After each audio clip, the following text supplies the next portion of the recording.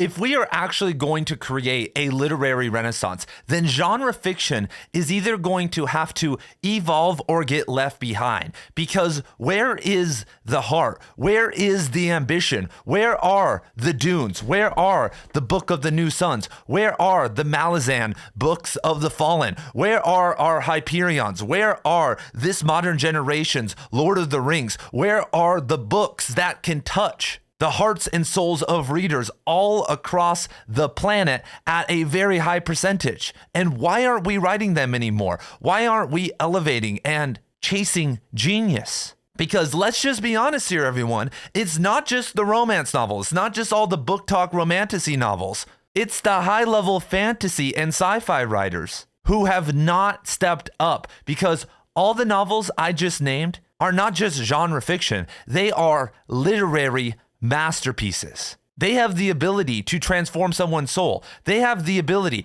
as the Italian goat, the Italian stallion, Italo Calvino said, continue the conversation in one's soul long after it's been read. It has the ability to continue a cultural conversation long after it's been published. And the genre world no longer cares about that. Its ambitions with even its best authors have become self-cannibalizing, trying to hold on to small little niche markets, self-serving only the artist's ideal world, ideal fantasy or scientific world, and rather not the world at large. And here on Right Conscious, I talk about the best books and authors of all time, and that includes authors of all genres. Off camera over here, I got my crime author Walter Mosley. I got the horror author Paul Tremblay. We got Gene Wolfe all over the place. I'm not some pretentious literary dude saying, this is all just a bunch of crap. Why can't we be like Dostoevsky anymore? But rather, I am calling on the genre world to step up, because every single writer in the world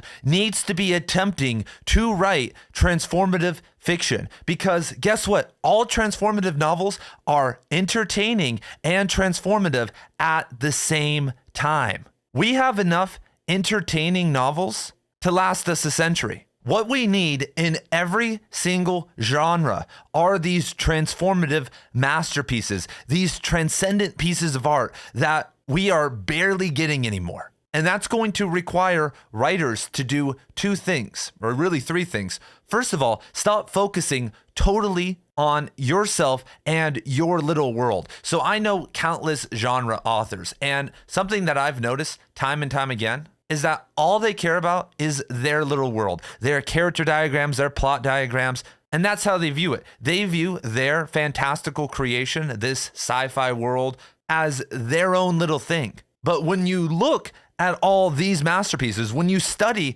all these authors that actually did what I am talking about, they were obsessed with bigger ideas. They were obsessed with our world. They were obsessed with writing allegorical pieces that it could affect you and I. Many of them weren't these selfish little nerds, that's lowercase nerds, but rather men who had families, who went to war, who were out in the world, and were consciously creating transformative art. Because the biggest lie that we've been told as writers, and it's a way to make ourselves feel better, is that authors just somehow, through their unconscious, write a book and it's transformative. That Moby Dick, Infinite Jest, Blood Meridian, the Book of the New Sun were just these lucky pieces, these lucky masterpieces that somehow became transformative for people. But in actuality, all of the authors behind me spent thousands of hours revising their works and consciously thinking, how is this going to affect the audience?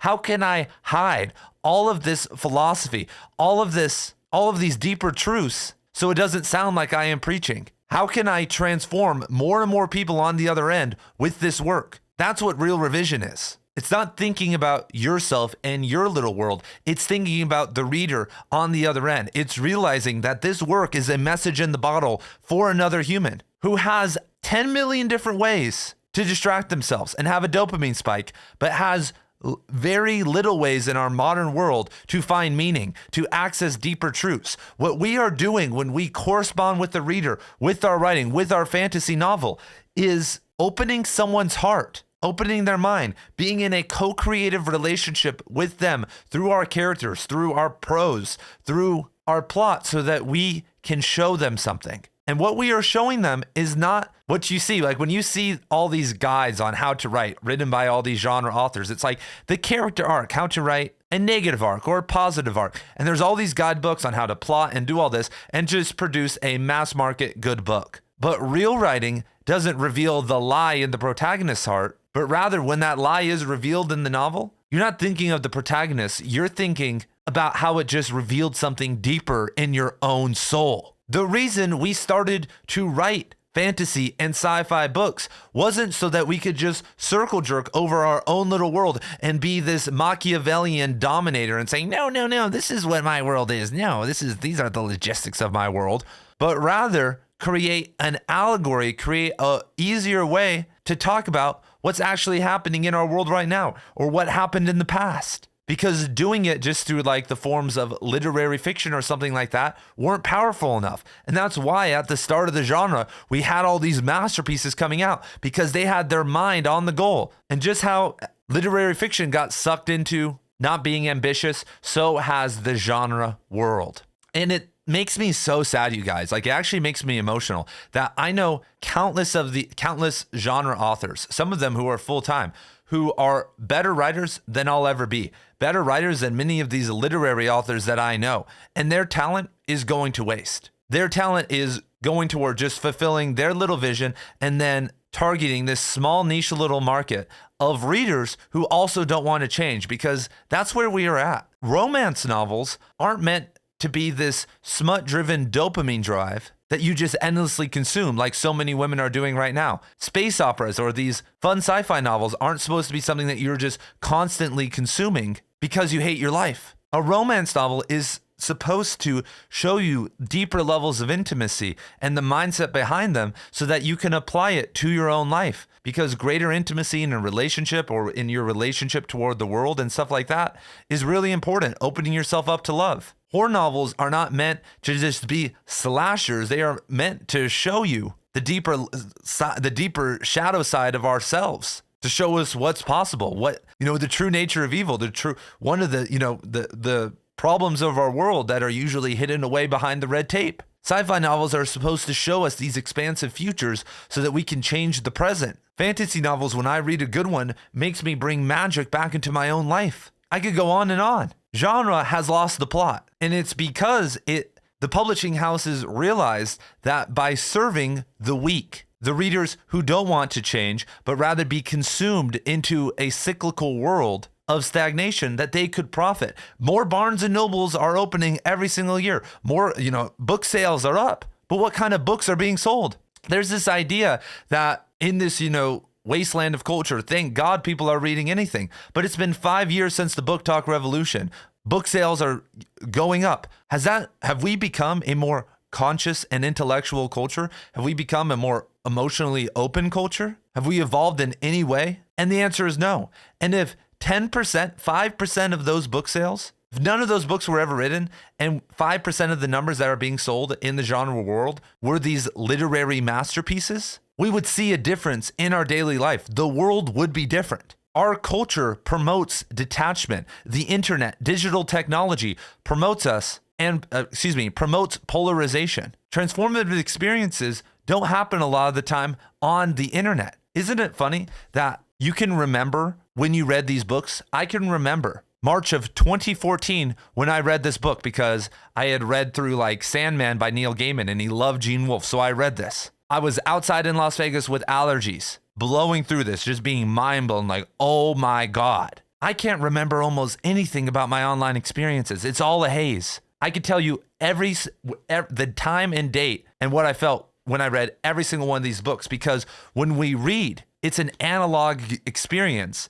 especially with a real book that happens in our reality, in a place that we're comfortable in our home, whether that's at the park or in your bedroom. With the rise of fan fiction, with the rise of e-readers, with the rise of Wattpad and all this low-level genre slop, there's a ton of literary slop too. We've drawn people further and further into the machine, into simulacra, away from the true art that genre can provide us. And we've fallen over as a community and just let it happen, because it's impolite to say or call books bad. It's impolite or pretentious to say that fan fiction is a bunch of fucking bullshit. It's politically incorrect to say that we shouldn't have diversity quotas in literature because we're in a dying market already. And we need a meritocracy that elevates good books and good authors so that we can create a literary renaissance. It's sexist to say all the women reading all this romantasy are developing too high of expectations for their spouses or their partners. And that's why they're being further alienated into childless and single lives or relationships where they have to dominate these beta males. It's pretentious for me to say that all these men getting lost in these worlds of fantasy, or maybe I'm just, masculine influencer culture, as people like to say about me, which is so funny. To say that these men lost in these fantastical worlds are avoiding actual reality and actually making a positive difference, not just in the world at large, but in their own life, with their family, actually connecting with people, with their pets, with anything. There's so much red tape now in the genre world. And what we need to get back to across the board, in my world and in your world, is focusing on creating these masterpieces, on bringing that ambition back, on studying the greats in genre fiction, in poetry and literary fiction, in art, movies, whatever, and having a higher standard. And then when those people come around, actually supporting them and not tearing them down, even if you have problems with them or some of the things that you are doing, and being a mark for them. It's all just kayfabe, baby, especially when we're trying to get something off the ground. It's time to wake up, genre world, or all the writers in the literary world are going to smoke you, are going to be the authors who are taken seriously. And you guys are slowly going to fade away. As AI comes around and can write these kind of complex worlds, it's over. Something that AI won't be able to do for 30, 40, 50 years is write a Gravity's Rainbow, is write a Book of the New Sun. And the reason why is because of next best choice. It doesn't matter what you turn the temperature up to with AI. These authors are writing from trauma. They are writing from a unique point of view, and that's how they come up with the metaphors that they do. That's how they come up with the allegories and these small things that make perfect sense and drive you further into the novel and make you trust them so that they can transform you. You can't logically think through that, but you can logically create an entertaining novel. And so I call upon you, step up or get left behind. Thank you guys for the support. If you made it this far, thank you guys for making it through the abrasive title. This is the type of stuff we need to drive people to transformative fiction. And I'm here to take all the hate. I'm here to be called whatever they want to call me because I believe in you. I believe in the literary renaissance. I'm going to wake my cat up for everybody. Griselda wants to keep sleeping, but she says hello. She believes in you too. And have a good day, everybody.